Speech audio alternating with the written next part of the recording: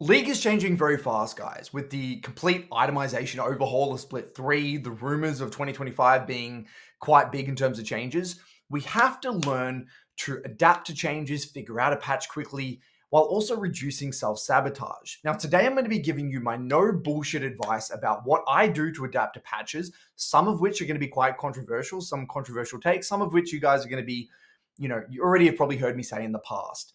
I'm willing to piss a few people off in this video. It is what it is. Let's get into the details. Tip number one, guys, use intuition, emotion, and feeling to guide your read of a patch rather than logic. Oftentimes, you will feel, even though it sounds ridiculous, you will feel out intuitively what the meta is all about before you can even logically understand it. I've had many experiences with this in the past. I'll give you one recent case. Last split, I actually discovered Brand, both its effectiveness in the jungle and in mid. But at the time of discovering Brand, all I knew was that, holy shit, this thing does a lot of damage, and I don't like versing it, and it's annoying as hell when it's on the enemy team. Now, I couldn't really break down specifically and logically why specifically Brand Jungle was actually quite good at that time. In hindsight, employing logic now, the way Brand Jungle interacted with the 80 carry mid meta, how strong Faded Ashes was, etc., etc. Yes, you could break it down, and there's a perfectly clear reason why it was strong. But in the heat of the moment, at that period of time, I didn't have enough perspective or game knowledge or understanding of the entire patch to fully understand why it was so effective. But in my eyes, who gives a shit whether I understand logically why it was strong or not? That doesn't matter. My read of whether or not it was strong was in fact quite true. And so I've done this intuitively over the past, for as long as I can remember, probably over the past 5 to 6 years. I've used this exact framework to help me, number one, identify what to ban, number two, identify what items I should or shouldn't be prioritizing, and number three, what objectives I should or shouldn't be prioritizing. So when Scuttles got introduced, when Rift Herald got introduced, when Void Grubs got introduced, when all of these objectives got introduced, I would start experimenting with a wide variety of playing the game, and then intuitively ask myself, what kind of felt good to do? And again, I don't even need to logically understand why it was or why it is or isn't good to do that particular play. But as long as I can feel what is the best, that's going to give me the upper hand and allow me to adapt to patches in a lot more time efficient manner. Now, after you start to gather a little bit more data, maybe you're playing on a particular patch for 2, 3, 4 weeks, and you've got a bit of a larger sample size, then you can start to analyze these feelings, start to identify patterns, and then draw logical conclusions from your emotions and your intuitions. I've always felt that people tend to go the other way around, though. Like the League community they spend hours and hours watching, these LS videos, patch breakdowns, and spend hours reading the patches and spend all the time on analyzing PBE and watching freak videos and doing all this stuff when they should just be playing the game and drawing conclusions from their own experiences.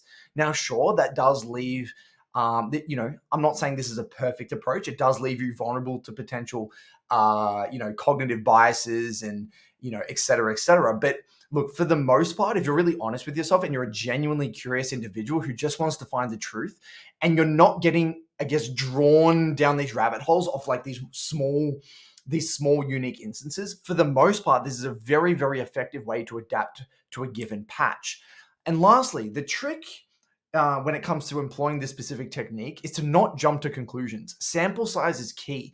Make a mental note of what happened, what felt good, what felt bad, what felt a little bit tricky to deal with, and then move on. Now, if you start to experience the same things over and over and over and again, that's a sign that it's like, maybe I need to investigate that. Maybe I need to try and play that champion or build that item or stop prioritizing that objective as much. Try the other side of the coin. Tip number 2, learn the patch through a singular champion. The less champs, the better. People fall down this rabbit hole of kind of trying to play many different champions, maybe hoping to hit the jackpot, hit the lottery, where it's like, yes, I found a champion that's effective on the new patch. Yes. But in the process of playing, 5, 10, 15 different champions on the new patch, you have no perspective because you have nothing to orient yourself around. Everything is relative. If you have no position or lens to view the game, you're only going to get more confused.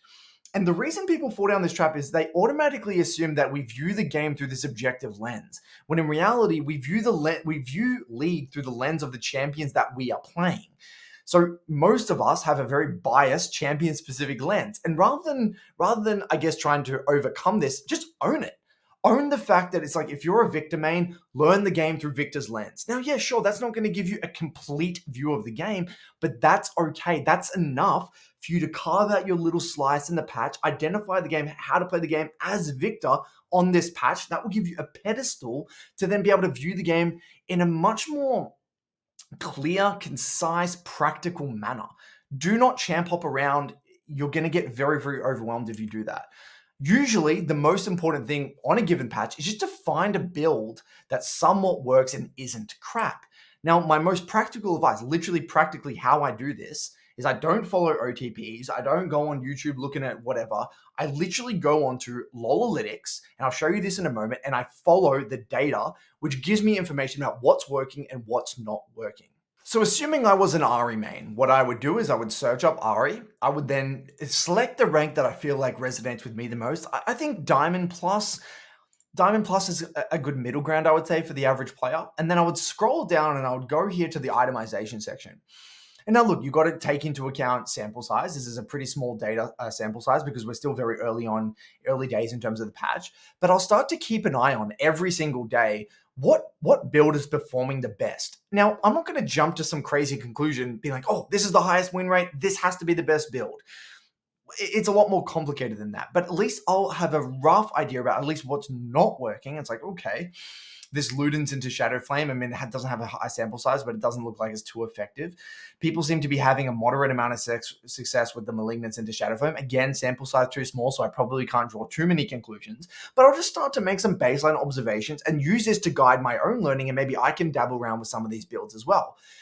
So a lot of the time, as the patch develops and as the sample size gets a little bit higher, every single day, you're going to get a little bit more clarity over what is the best performing build. This is a much, much, much better way to find a solid, pragmatic build rather than following OTPs. And the reason I don't recommend following OTPs is because they tend to go overboard.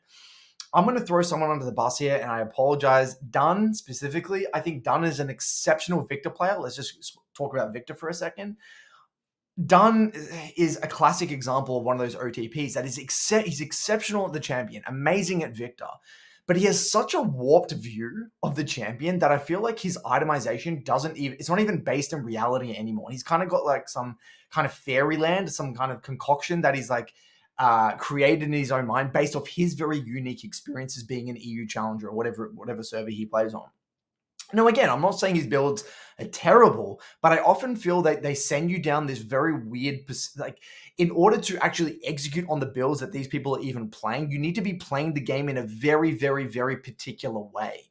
And that's okay. If you're mimicking the way Dunn plays Victor, then that's great. But for the average player who's not playing on Dunn's level, these builds are just going to be futile. They're not really going to be all that effective. LOLalytics here is a much more effective way to find pragmatic builds that will work at your rank. Now, I'm not sponsored by LOLalytics. Please, LOLalytics, if you're watching this, hit me up. I would love to do a little bit of a collaboration there. Let's move on.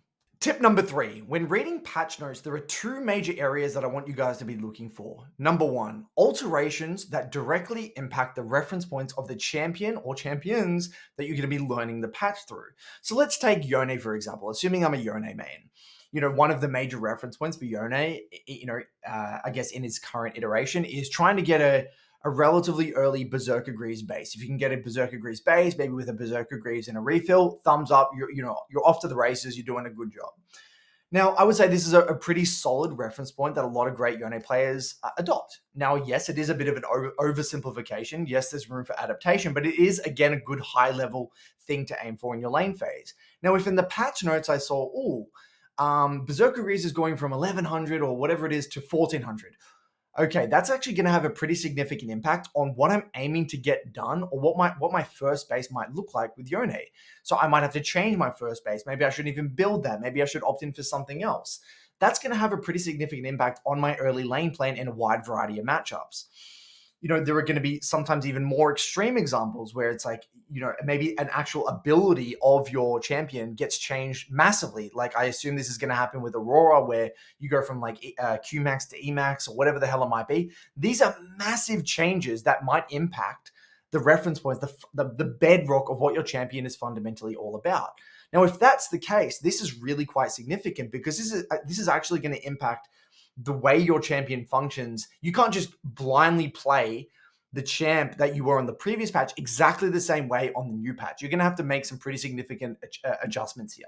So that's the first thing that I look for.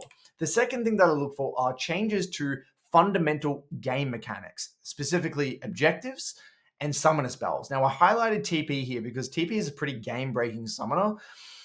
So, for example, I remember there's one change off the top of my head that was two changes. Number one, when you couldn't, when they changed the whole empowered TP mechanic, where you couldn't TP to minions anymore and you had to TP to towers, that was a massive, massive change, because that impacted your ability to use TP to side lanes. It impacted your ability to TP back to lane and hold waves. It had a massive cascade effect on the way you view TP at a high level. And again, probably indirectly impacts your champion's reference points as well, and the way you perceive your champion interacting with that particular summoner. I remember another one with TP was when they actually got rid of the functionality of canceling TP. I don't even know if I don't know how long some of you are watching this have been playing the game for, but you could actually cast TP and cancel it. And when they changed that again had a huge impact on the way you viewed TP, both in the early game and mid game. And this is something that I would pay a lot of attention to. Now, objectives, things like Scuttles, when they got introduced, game changer. Grubs, game changer. Rift Herald, game changer. Elemental Dragons, game changer. When they make adjustments to major neutral objectives, these are things that I tend to pay attention to. Again, not because I'm going to know exactly, I'm not going to have the answer as to how the games are going to play out, but it's worth at least thinking about, because these are going to have pretty profound effects, not only on the pace of the game, but also, again, potentially the way your champs are going to interact in the lane phase and what you guys are going to be experiencing in the first 8 to 10 minutes. Now, moving on from this, the question then naturally becomes, what should we do with this information? Well, realistically, reading patch notes and having this knowledge from the get-go isn't going to amount to anything, because you have no experiences to draw your conclusions from, right? It's just pure theory.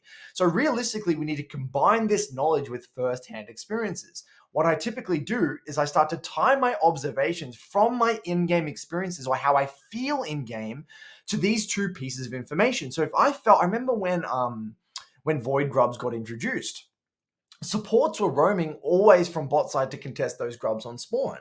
And so I was being like, why is this happening?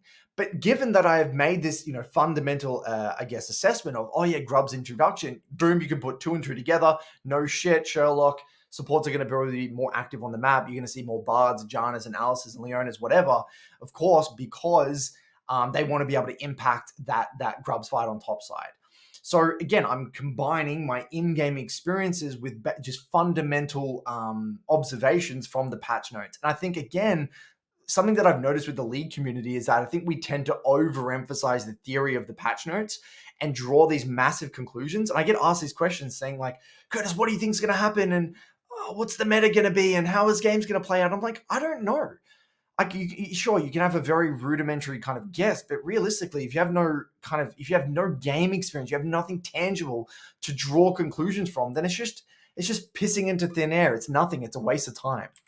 And then lastly here, this is also why I often revisit the patch notes multiple times over the course of the first week. So rather than studying the patch notes for an hour's on length, reading it over and again and again and again, I'll skim over it, look for these two major things, play a bunch of games, go back to the patch notes, go again, and I follow this process typically for the first week until I completely wrap my head around how exactly the game is changing. Tip number 4, adapting to patches is often a game of avoiding the BS. You want to hold on long enough without self-sabotaging while the patch kind of gets figured out by the high elo community. Everyone is trying to find the next gimmick to cheese their way to a holiday at a higher rank. You're a lot better off just letting others implode their journey on this bullshit rat race rather than trying to follow suit. Because oftentimes, if you just try to gimmick your way to the next rank, you're inevitably going to drop anyway, and that entire experience is going to be a waste of time because you're not really learning anything fundamental about the game. So when adjusting to a new patch, play exactly like you were playing on the previous patch and then work backwards to find out what doesn't work. I cannot stress this enough. This is literally what I do. I'll build the same items. I'll play the exact same way, unless the patch is really obviously stated I shouldn't. And then I'll be like, oh, that doesn't feel the same. That feels a little bit wrong. That doesn't feel too fun. And then I'll go backwards to figure out, okay, yeah, based off what I read in the patch notes and based off what I'm feeling, okay, I can make the appropriate adjustments. If I try to hypothesize from the patch notes alone what's going to change based off just off theory alone, I'm going to introduce massive unnecessary amounts of chaos into my journey. And I've seen this way too often where it's like, okay, so let's say we have, again, let's use the Yone example.